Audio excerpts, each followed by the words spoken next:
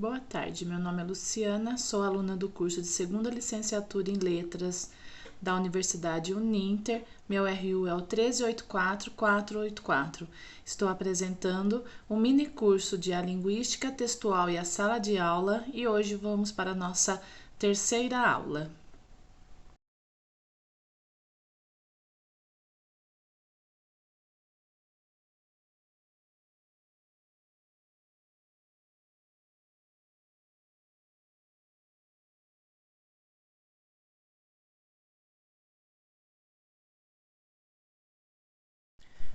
Vamos dar continuidade ao nosso mini curso, a Linguística Textual e a Sala de Aula, com a nossa terceira aula sobre intertextualidade. Intertextualidade é um dos grandes temas de estudo da linguística textual. É um recurso que estabelece contato entre textos. Intertextual significa exatamente isso: relação entre textos a partir de repetições, menções, paráfrases, epígrafes, paródias, comentários, sobreposições, etc. Sua percepção está diretamente ligada ao conhecimento de mundo e exige uma bagagem cultural relativamente grande, pois é preciso identificar elementos de outros textos ou outros textos propriamente ditos, quando de sua ocorrência, sob pena de não conseguir captar ou entender a totalidade do sentido pretendido, porque de alguns textos só se percebe o sentido se conseguirmos contrapô-los com outros. Koch, citando Barthes, afirma que todo texto é um intertexto, outros textos estão presentes nele em níveis variáveis, sob formas mais ou menos reconhecíveis.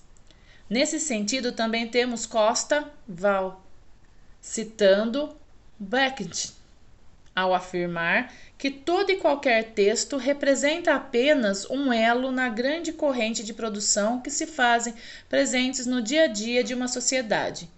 Segundo essa autora, cada texto retoma textos anteriores, reafirmando-os uns e contestando outros e, utilizando sua matéria-prima, se inclui nessa cadeia verbal, pedindo resposta e se propondo como matéria-prima para outros textos futuros. Partindo dessa afirmação, podemos perceber que não existem textos totalmente originais. Há sempre uma relação intertextual por trás, que nós percebemos ou não, de acordo com nossa bagagem cultural e de acordo com a intenção do interlocutor. Daí temos que essa relação intertextual pode ser estabelecida basicamente de duas maneiras: explícita ou implicitamente. Então, retomando, a intertextualidade é uma relação entre dois textos, né? É um diálogo entre eles. Nesta aula você estudará sobre como essa relação pode acontecer. De maneira geral, a intertextualidade é uma relação entre dois textos e, sim, os textos relacionam com outros textos. Contudo, essa relação pode acontecer de diversas formas. Um texto pode dialogar com um ou mais textos. Então, antes de você estudar sobre essas relações, é necessário refletir a respeito do que é texto.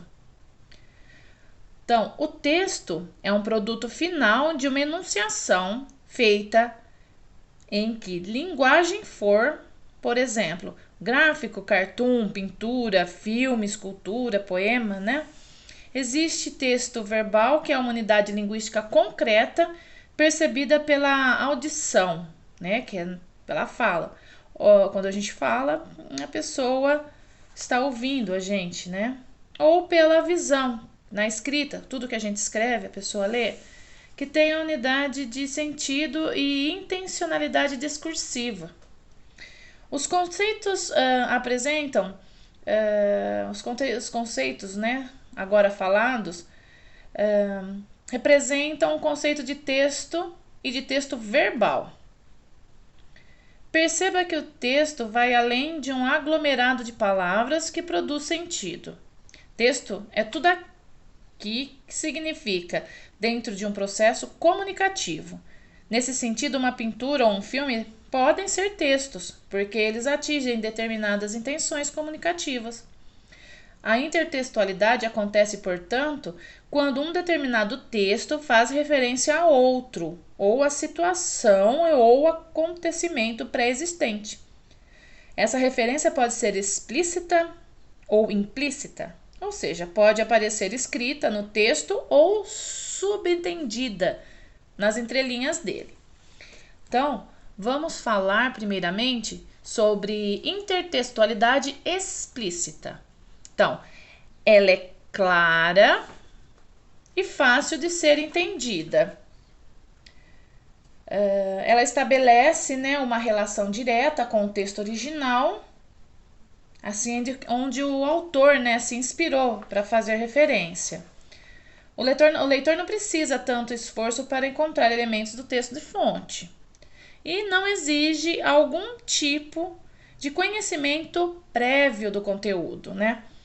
Então, a seguir, nós vamos ver um exemplo de intertextualidade explícita através desse anúncio, né? Chuchurek é tão distante, né? De tão distante para a hortifruti. Uma propaganda, né? Aí nós vemos, né?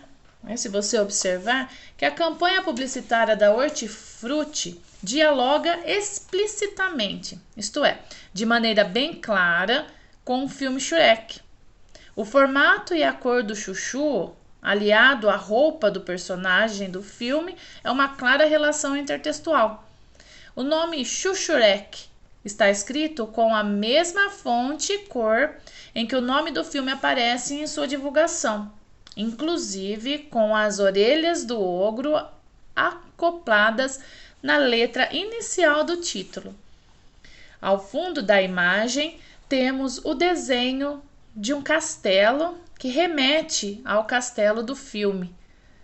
Ainda, os dizeres comuns no filme, tão distante, está presente nesta peça publicitária para promover o chuchu vendido na Hortifruti.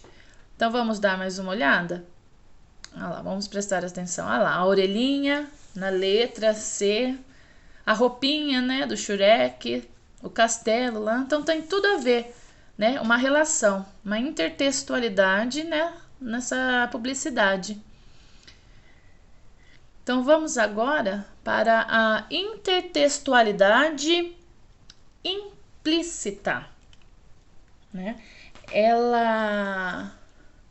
Só voltando um pouquinho, gente, só um minutinho que eu esqueci de falar sobre, né, sobre mais um pouquinho sobre a intertextualidade explícita, né? Ela também, assim como o próprio nome sugere, ela ocorre de maneira visível, né? É quando o interlocutor cita uma fonte de um texto de que fazendo uso de sua produção, né? Se vocês verem bem aí o exemplo do que a gente acabou de falar do Chuchurek, né? E há muitos exemplos dessa relação. Bem como todos os textos acadêmicos, quais fazem uso de muitas citações em que ancoram suas palavras ou suas conclusões, né? Na nossa literatura também está repleta, entre tantos podemos citar o genial Machado de Assis, né? Que tanto ele fez desse artifício, né, em sua obra, no romance Dom Casmurro, né? Só para pontuar, ele cita Otelo e Macbeth, né? Então, o leitor, né, ele pode analisar que nessa história o personagem narrador há luz, né, na tragédia shakespeariana. Você já leu a Canção do Exílio de Gonçalves Dias? Esse pode ser citado como mais um exemplo de intertextualidade explícita, pois é o poema, né? Esse poema ele apresenta como epígrafe um trecho de Goethe, devidamente identificado. relacionando ao assunto do poema, né? Então foi só para afirmar um pouquinho mais, né, sobre a intertextualidade explícita. Que nós vimos, né, através desse exemplo, explicamos, né, sobre a imagem. E agora nós vamos passar para a intertextualidade implícita, né? Ela pode ser difícil de ser identificada pelo leitor, sua relação com o texto base original é indireta, logo pode não ser tão clara, não é tão fácil encontrar elementos do texto-fonte e exige do leitor um conhecimento prévio sobre o conteúdo. Ela é mais, assim, por isso que diz implícita, né? Esse tipo de intertextualidade requer, de fato, uma bagagem cultural bastante grande para que possamos acessar o texto objeto, né, do intertexto. Caso isso não ocorra, a intertextualidade não é percebida e muitas vezes a compreensão do texto fica comprometida ou empobrecida. Mesmo estando implícita, a intertextualidade pode ser mais ou menos evidente, sendo que algumas são muito sutis. Anteriormente, né, foi citada a canção do Exílio de Gonçalves Dias, que retomo aqui para apontar outros tantos exemplos de intertextualidade. Dessa vez implícita, mais ou menos evidente, que exige um pouco ou muito conhecimento de o mundo literário. Pense nos seguintes versos do hino nacional: nossos bosques têm mais vida, nossa vida mais amores. Observe que eles estabelecem uma relação implícita de intertextualidade com o poema citado. Notem que são cópia fiel de dois do poema de Gonçalves Dias. Mas não há na letra qualquer indicação disso. O que se sabe é que foi escrito por Joaquim Osório Duque Estrada e a colaboração de Gonçalves Dias. Por isso, o processo é considerado implícito. Ao leitor que não conhece o poema do nosso poeta indianista, ele passa como se não existisse. Ainda sobre a Canção do Exílio, entre outros poemas que parafrasearam, podemos citar Casimiro de Abreu e Murilo Mendes como seus poemas homônimos. Oswaldo de Andrade com o Canto de Regresso à Pátria, Carlos Drummond de Andrade com Nossa Nova Canção do Exílio e Mário Quintana, né, Uma Canção, entre outros. Chico Buarque de Holanda e Taiguara, famosos compositores brasileiros, também não ficaram de fora nesse processo. O primeiro compôs Sabiá, letra que começa com os seguintes versos: vou voltar, sei que ainda vou voltar para o meu lugar. Foi lá e ainda lá que eu hei de ouvir cantar um sabiá. E o segundo é Terra das Palmeiras. Sonhada terra das palmeiras, onde andará teu sabiá, terá ferido alguma asa? Terá parado de cantar? A intertextualidade nas letras das músicas fica invisível para os que não conhecem o texto objeto do intertexto. Outro exemplo bastante conhecido é o estabelecido entre a música Monte Castelo do grupo Legião Urbana. O poema Soneto 11 de Luís Vaz de Camões e 1 Coríntios 13, a letra da música começa com um capítulo bíblico e termina com um soneto sem se referir a nenhum deles em especial. O próprio soneto 11 apresenta intertextualidade como o texto bíblico. Vale a pena conferir. Então, esse foi alguns exemplos dentro da intertextualidade implícita, né? Como a gente vai ver agora, um exemplo, né? Vejamos agora outro exemplo de intertextualidade implícita, né? Dá para notar, né, uma propaganda de um pudim do leite condensado, né? Meu bem, você me dá água na boca. Há mais de 50 anos, adoçando nossas vidas. Esse é um exemplo de uma intertextualidade implícita, né? Vejamos por quê. O exemplo acima, né, o exemplo mostrado, é um pouco mais complexo, porque para que se compreenda a relação intertextual é necessário que o leitor tenha um conhecimento sobre o determinado produto cultural, que é uma música da cantora brasileira Rita Lee. No anúncio, há um elemento verbal que permite a retomada do texto-fonte.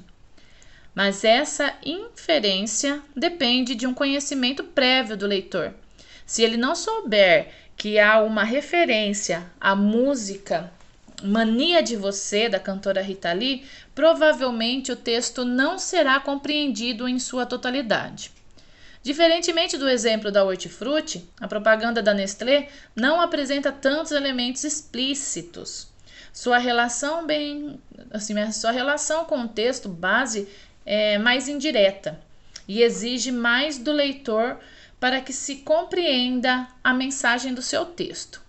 Então, quem é que lembra da música, né? Meu bem, você me dá água na boca, né? Vocês lembram? Eu lembro. Então é isso. Esse foi um exemplo de intertextualidade implícita, né? Então vamos prosseguindo o nosso curso para o nosso próximo assunto, que são os tipos de intertextualidade, né? Então vamos ver quais são os tipos. O primeiro tipo, nós podemos falar sobre a alusão. Alusão é o ato de indicar ou ensinar um texto anterior sem, no entanto, aprofundar-se nele. Esse método de intertextualidade apresenta de forma superficial e objetiva informações, ideias ou outros dados presentes em textos ou textos anteriores. Exemplo: como diria o poeta, amanhã é outro dia. Então, a alusão faz referência a elementos de outros textos de maneira indireta, ou seja, implícita. Então, continuando, vamos lá. Paródia é o tipo de intertextualidade em que se apresenta uma estrutura semelhante à de um texto anterior, mas com mudanças que interferem ou subvertem o sentido do texto, o qual passa a apresentar forte teor crítico, cômico ou satírico, e desse modo, além de construir-se um novo texto com semelhanças a um anterior, procura-se também evidenciar uma mudança de sentido, né? Então, a paródia é uma subversão de um texto original de maneira crítica ou satírica. Quer dizer, vamos dar um exemplo. Um cantor pega uma música que tem dizeres sérios, muda esses dizeres e começa a criticar de uma forma cômica, né, satírica, e muda a sua letra permanecendo a música, né, para poder se notar a semelhança, né, para dizer ali, não nem tanto semelhança, para mostrar realmente que ele está satirizando a letra, né, de alguma música. Vamos agora, mas também não precisa ser exatamente música. Pode ser um texto jornalístico, pode ser um poema, pode ser qualquer tipo de texto. A paráfrase, né, que vamos falar agora, é o processo de intertextualidade no qual o sentido do texto original é reafirmado, porém com pouca ou nenhuma semelhança estrutural. Nesse tipo, o intuito é reescrever o assunto do texto original, aproveitando principalmente os elementos semânticos já existentes para produzir uma nova linguagem com o mesmo tema, né? Então, a paráfrase é a recriação de um texto com a mesma ideia do texto fonte, né? Não muda nada, ele só faz um texto, mas sempre contendo a mesma ideia que o texto que ele está tirando para estar construindo um novo texto. A epígrafe é a reprodução de um pequeno trecho do texto original no início de um novo texto. Ela comumente vem alocada no início da página, no canto direito, em um itálico. Apesar de ser um trecho solto, a epígrafe sempre tem uma relação com o conteúdo do texto. Então, a epígrafe é um complemento de parágrafo ou frase no texto produzido que se relaciona com outro, né? Isso é uma epígrafe. Vamos dando continuidade. Citação é quando o autor referencia outro texto por ter pertinência e relevância com o conteúdo do novo texto. A citação pode ocorrer de forma direta, que é quando se copia o trecho na íntegra e o destaca entre aspas. Ou pode ser indireta, quando se afirma o que o autor do texto original disse, mas explicando os conceitos com novas palavras, relacionando a abordagem com o novo conteúdo. Então, a citação, quando é acrescentado partes de outros textos em uma produção textual, o que gera intertextualidade indireta, ele sempre vem, então, entre aspas, né? Ou ele pode ser, né, afirmando, ele pode, né, quando afirma que o autor do texto original disse, ele pode ser assim, explicando os conteúdos com palavras diferentes, né? Vamos dando continuidade. Vamos para pastiche. O pastiche, né, uma palavrinha diferente, né, muitos às vezes nem têm ouvido, nada mais é quando ocorre, quando se reproduz traços do estilo ou técnicas específicas presentes no texto base, geralmente relacionadas ao seu autor, sem a intenção de criticá-los ou satirizá-los. Esse tipo de intertextualidade é bastante comum em músicas, né, e em imagens. Então, o pastiche são vários tipos de manifestações em uma mesma obra, né? Por isso que é bem encontrado em músicas e imagens, né? Que dá para se fazer vários tipos de textos, né? Usando várias músicas e imagens. O próximo seria os exemplos de intertextualidade, né? A intertextualidade pode ocorrer entre gêneros discursivos iguais ou até diferentes. Por exemplo, quando um poema faz alusão a outro poema, a intertextualidade ocorreu entre dois gêneros discursivos iguais. No entanto, se uma canção faz alusão a um romance, ou então se um desenho animado faz alusão a uma pintura, dizemos que houve uma intertextualidade entre dois gêneros discursivos diferentes.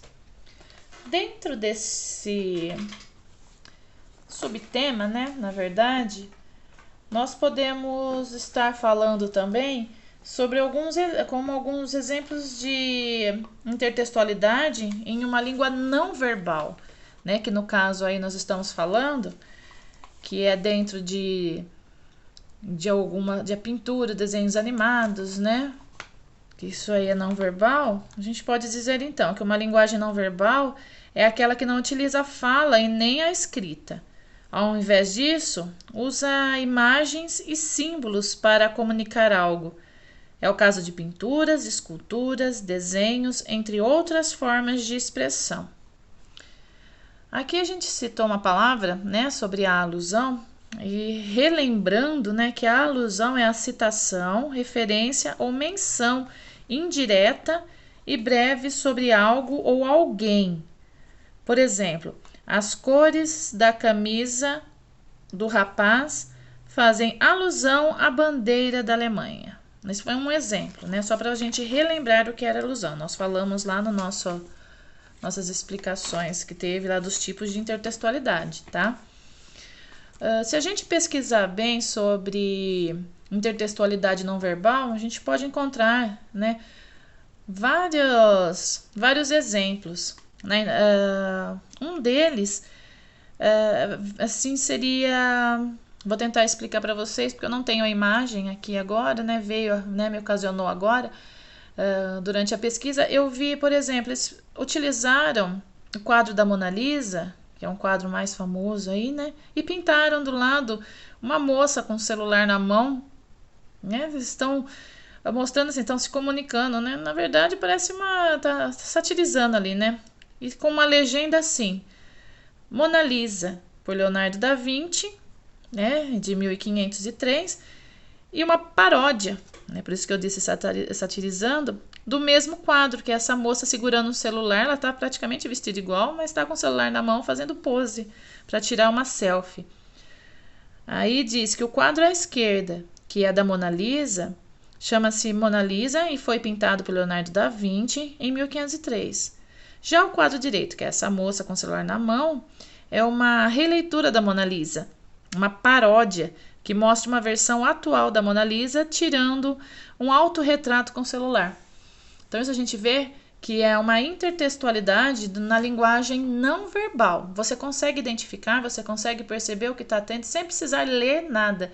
Você já vendo a imagem, você já tem uma ideia do que o autor está querendo passar, né? Tem também vários exemplos aí que a gente vê como propaganda de filmes, né? A ver as imagens, né? Quando eles querem mostrar pra gente qualquer coisa que passe uma ideia de um texto, né? Podemos também dar um exemplo que aqui na internet eu vi sobre um livro chamado As Aventuras do Avião Vermelho, né? Da editora Companhia das Letras.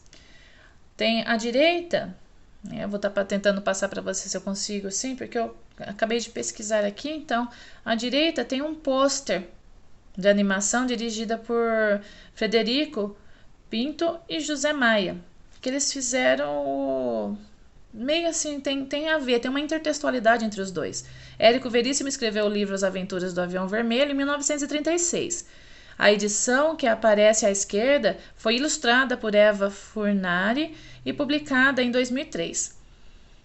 À direita vemos um pôster da animação As Aventuras do Avião Vermelho de 2014. Esse filme foi dirigido por Frederico Pinto e José Maia, mas foi baseado no livro de Érico Veríssimo. Aqui houve uma intertextualidade entre uma prosa, que é o livro, e uma animação, que é o filme, né? Eu vou ver se eu consigo mostrar, que eu tenho aqui, né? Dentro da pesquisa que eu fiz, eu imprimi. Vou tentar mostrar para vocês o que eu tô tentando falar para vocês. Só um minutinho. Eu acho que dá para ver mais ou menos. Não ficou muito bom, mas só para vocês terem uma ideia do que eu estou falando. Esse é o que eu acabei de ler, né? Que é o exemplo de Érico Veríssimo, né? As Aventuras do Avião Vermelho, e do filmezinho, né? As Aventuras do Avião Vermelho, que tem uma intertextualidade entre os dois. Aqui em cima é do quadro da Mona Lisa, lembra eu ter comentado? Aqui, ó, vendo? Então essa tá dentro das minhas pesquisas, né? Que eu fiz, eu imprimi para você, para ter uma ideia. Não iria mostrar nem falar, mas não estaria completo tudo que eu tenho que passar, né? Temos também os exemplos de intertextualidade na música, né? Na música eu tenho um exemplo aqui, vou mostrar para vocês rapidinho também, da mesma forma que eu fiz agora há pouco, ó. Esse daqui, ó, é só para vocês terem uma ideia antes de eu explicar, tá? Intertextualidade na música. Na música, assim, ó, há muitos exemplos de intertextualidade em músicas também. José Alencar foi um escritor brasileiro que criou, entre outras histórias, o romance Iracema, de Chico Buarque, famoso cantor brasileiro que compôs a canção Iracema Voou, na qual também há uma personagem chamada Iracema, referência àquela do livro de José de Alencar. Aqui a intertextualidade entre um romance publicado em 1865 e uma música composta em 1998, né?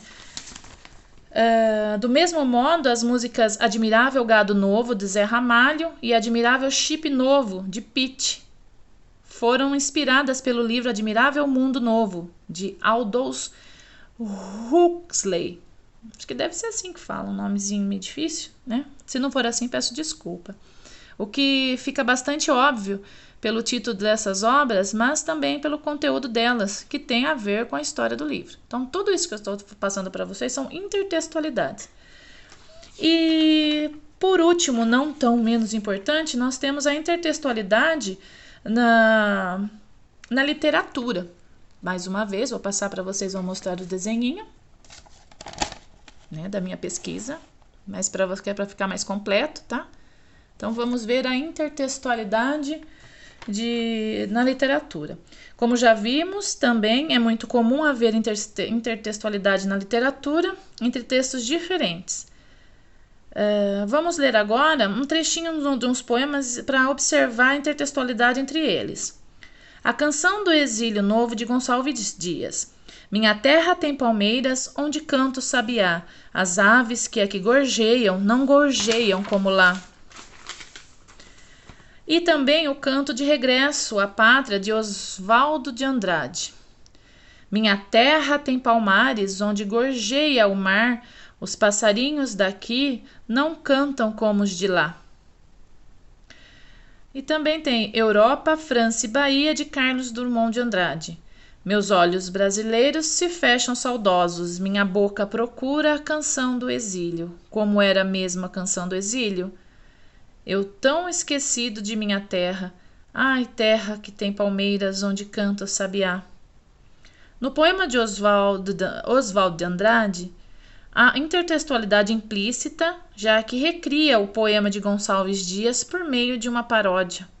E no poema de Drummond de Andrade, há intertextualidade explícita ao usar uma paráfrase, né, para referir ao mesmo poema de Gonçalves Dias, relembrando que paráfrase é a recriação de um texto com a mesma ideia do texto-fonte, né? Então, é mais ou menos isso. Eu peço desculpa pelo modo da minha aulinha, é que tem um pouco material, estou apenas fazendo, né, um trabalho para a faculdade, não vou prosseguir, né? Então eu peço desculpa por alguma coisa. Se alguém não entendeu, alguma coisa, quiser uma explicação melhor, pode entrar em contato comigo, né, que eu tentarei explicar melhor, ajudar melhor. Mas eu deixo aqui então as referências. Eu usei o site do educamaisbrasil.com.br, também usei o site brasilescola.ol.com.br e principalmente o livro, né, de Silva, Rita do Carmo Poli, A Linguística Textual e a Sala de Aula, série Língua Portuguesa em Foco, da editora IBPEX, primeira edição de 2011. Me baseio bastante nesse livro, praticamente quase tudo do livro de Rita Silva, né, que foi o principal que eu estou usando. E complemento com os sites que eu sempre menciono nas referências. Então, quem quiser se aprofundar mais, pode estar pesquisando nos sites e adquirindo o livro também, né? Pesquisando o livro de Rita Silva, que é muito bom. Praticamente foi o principal para esse mini curso.